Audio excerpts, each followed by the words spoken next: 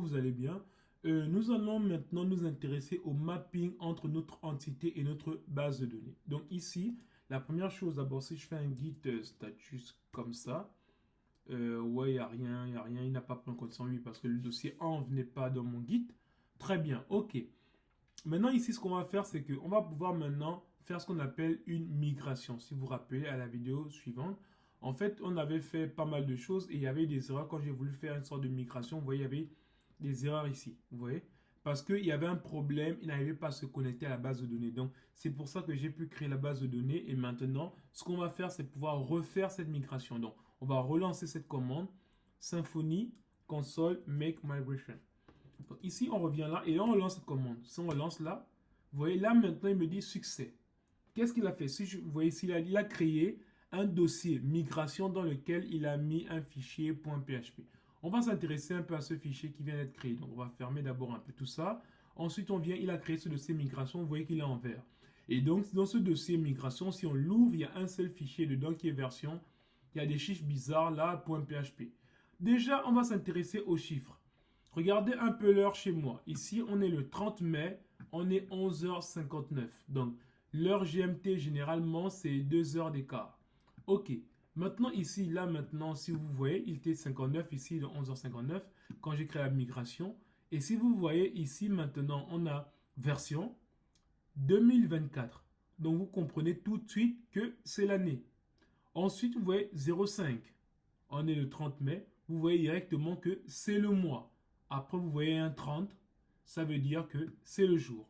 Après, il y a un 09. Il y avait 11h59. Ici, il y a 09h59. Vous comprenez que c'est 9h59 avec 2 heures d'écart parce que moi, j'ai l'heure parisien. Eux, ils ont l'heure GMT, je crois. Donc, il y a 2 heures d'écart.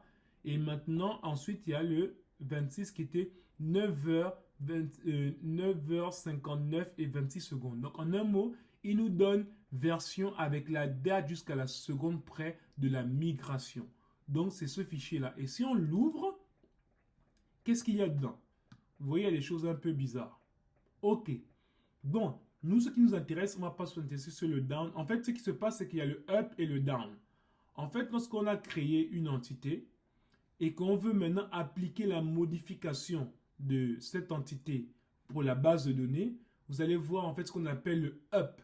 Donc, on veut faire monter, donc on veut passer de l'étape d'avant pour l'étape suivante.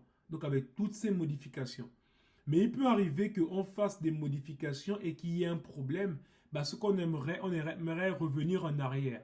Ce qu'on appelle le down. Vous voyez? Donc ici, il a créé une table. Là, pour le up, c'est quoi? Il crée une table utilisateur. Il met différents champs. Vous voyez, auto-incrément, email, 180 caractères, le rôle, le mot de passe et ainsi de suite. Tandis que, maintenant, dans l'autre sens, qu'est-ce qu'il fait? Il supprime la base user. Et ensuite, il résume la deuxième, les deux tables. En fait, il crée deux tables.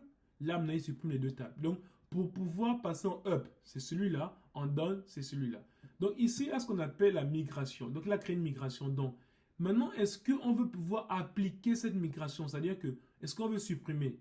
On peut supprimer, on peut pouvoir créer ces champs. Donc, on a le choix, le up, le down. Nous, c'est principalement le up qu'on va faire.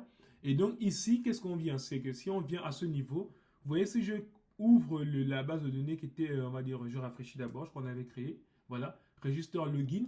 Si j'ouvre ici, vous voyez, il n'y a rien ici. Il n'y a rien du tout. Non, rien, voilà. Déjà, premièrement, on n'a pas créé une base de données à la main. Deuxièmement, les champs aussi ne seront pas créés à la main. Ils seront faits automatiquement grâce à l'ORM qu'on appelle doctrine. Donc, on disait le mapping, qu'est-ce que c'est concrètement? C'est-à-dire, il va prendre la classe qui est là, et il va la construire en base de données grâce aux requêtes que vous voyez dans les versions ici. Donc, quand tu vois cette version, dans ce fichier, en fait, il va appliquer ces choses-là qui correspondent à ce qui était défini dans la base de données. Ici, vous voyez 80, 180 et ainsi de suite. Donc, ce qu'on va faire, c'est que Symfony nous dit, une fois que ça a été fait, il y a un succès, il dit maintenant, on peut faire le Symfony console doctrine migration migrate. Donc, c'est ça la commande suivante qu'il faudra faire. Donc, ici, on fait Symfony console. Ici, ensuite, il y a maintenant doctrine 2 points, migrations, migrate. OK. Donc, si j'appuie sur Entrée, qu'est-ce qu'il me dit? est-ce que tu es sûr de pouvoir lancer ces migrations? C'est-à-dire, est-ce que tu es sûr de pouvoir appliquer cette partie-là? Bah oui, totalement. Je vais essayer de voir ce que ça me donne. Si j'appuie juste sur Entrée parce que c'est Yes par défaut, vous voyez, il me dit OK. Il a bien appliqué la migration de ce fichier-là. Vous voyez, avec 9h59 minutes et 26 secondes. OK, maintenant ce qu'on va faire, c'est qu'on va aller voir dans la base de données. Et si je rafraîchis, vous voyez, il a créé maintenant ce qu'on avait dit, le user, le message. Je ne vais pas forcément venir dessus maintenant parce que ça ne va pas nous servir. Mais ensuite, il a créé un doctrine migration. Et si j'ouvre ça, regardez ce qu'il y a dedans. Il a le nom de notre migration. Vous voyez? Et le temps d'exécution, c'était, on va dire 10h03, donc qui correspond à 12h03. Et ensuite, ça a pris 55 millisecondes, je crois. OK. Et donc ici, on a maintenant pu faire notre migration. Vous voyez maintenant notre table. Si je clique sur User, il y a bien cette partie ID, email, rôle, password. Donc très bien. Ce sont les, on va dire, les champs qui ont été définis au départ. Mais ce qui est là, ce qui est un peu dommage, c'est que pour un user, j'aurais besoin peut-être d'une inscription, connexion. Donc, j'ai besoin d'avoir le nom de l'utilisateur et d'avoir son prénom, par exemple. Donc, ce qu'il veut, c'est que je veux rajouter le nom et le prénom dans ce qui est là.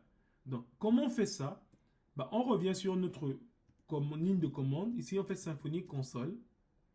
Et une fois qu'on fait ça, vous vous rappelez, il y avait le make entity. Et c'est là où on va se servir maintenant du make entity. Donc ici, on remonte plus haut. Plus haut, ce sera make entity ici. Vous voyez là. Donc on va pouvoir créer une entité. Il dit, on crée ou on met à jour une entité. Regardez si je viens ici, je vais vouloir créer. Je mets ici, on va dire Symfony console make entity. Qu'est-ce qu'il me dit? Il me dit de choisir le nom de mon entité à créer ou bien à mettre à jour. Donc, on peut créer ou on peut mettre à jour. Nous, on veut mettre à jour notre entité parce qu'elle existe déjà. Regardez, si j'appuie un U sur mon Mac, il m'auto-complète. Il sait qu'il y a l'entité user. S'il me correspond, j'appuie sur Entrée. Il va me dire, cette entité existe déjà. Est-ce que vous voulez rajouter de nouveaux champs? Bon, rajoutons de nouveaux champs en un mot. Et donc, les nouveaux champs qu'on veut rajouter, bah, c'est quoi? Nous, on veut le first name et le last name. Juste simplement le prénom et le nom. Ça va devenir ici first. Oula, ouais, ici, ça va devenir ici first name comme ça. Ok, si j'appuie sur first name, très bien. Il me dit quel est le type de mon first name. Généralement, c'est string qui veut dire chaîne de caractères. Mais en fait, si on met un, il dit de cliquer sur le point d'interrogation pour pouvoir voir le contenu des deux types que propose Symfony. Si j'appuie sur comme ça avec le point d'interrogation, il me propose tous les types. Pour les autres types, il y a décimal, GUID. Ensuite, il y a les types de datetime. Tout ça, c'est les différents types. Il y a aussi les types objets qui sont là. Et il y a les types relations. On verra ça un peu plus tard. Il y a les types principaux. Donc, le string, le texte, le booléen, l'entier, on va dire le nombre à virgule. Donc, voici un peu les différents types. Et nous, c'est principalement le type string qui nous intéresse parce qu'une chaîne de caractères, c'est un string. Et il nous a mis string ici par défaut. Bah, comme ça me correspond, j'appuie juste sur Entrée. OK. Il me demande quelle est la longueur qu'il peut donner. Vous vous rappelez, pour l'email, on avait mis une longueur de 180. Bah, là, il demande le prénom. Est-ce que je laisse par défaut, c'est 255? Je peux dire OK. D'accord? Ensuite, maintenant, est-ce que ce champ peut être nul en base de données? Bah non. Moi, je veux que lorsque un utilisateur s'inscrit, il me renseigne forcément son prénom. Donc, il me dit par défaut, c'est un crochet avec nom. Donc, j'appuie sur nom comme ça. OK, là, c'est bon. Maintenant, ce qu'on veut faire, c'est que là, pour la suite, ce qu'on veut maintenant, c'est pouvoir rajouter un autre champ. On a mis first name. J'ai même maintenant rajouté last name. Last name aussi, pareil. C'est un string aussi. Bon, là, on a 255. Pour vous montrer que ça peut changer, je mets un 250. OK, j'appuie sur Entrée. Et ensuite, maintenant, est-ce que ça peut être nul en base de données? Ben non, je veux aussi que la personne renseigne non seulement son prénom, mais aussi son nom. Donc, j'appuie sur Entrée.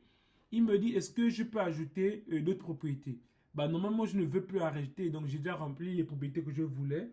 Et pour arrêter, maintenant, il demande d'appuyer sur Entrée pour pouvoir stopper l'ajout de nouveaux fichiers, de nouveaux champs. Donc, si j'appuie juste sur Entrée, qu'est-ce qu'il dit? Il dit, voilà, ça a été fait, c'est bon. Et maintenant, il dit, n'oubliez pas de faire la migration. Donc, la migration, si je copie juste ça, et que je colle ça ici, il me dit, OK. Il a réussi à faire la migration. Vous voyez, il y a un deuxième fichier. Pareil. Là, maintenant, c'est celui de, on va dire, à 10 heures, 8 minutes et 35 secondes. Donc, ça, c'est le deuxième fichier maintenant. Si on l'ouvre, qu'est-ce qu'il y a dedans?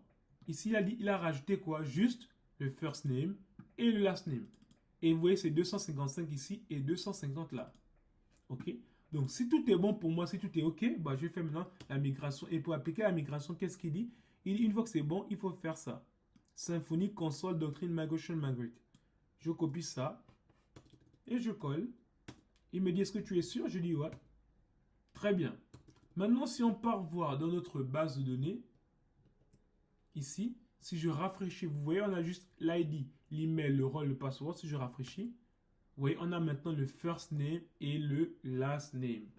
Donc, très bien. Maintenant que vous avez pu voir comment on a créé notre entité, comment on a pu rajouter des champs, et donc je vous donne rendez-vous à la vidéo prochaine maintenant où on pourrait parler maintenant de la partie inscription. Donc, on va voir les formulaires et comment créer, faire une inscription d'un utilisateur. Et je vous donne rendez-vous à la vidéo prochaine. Merci.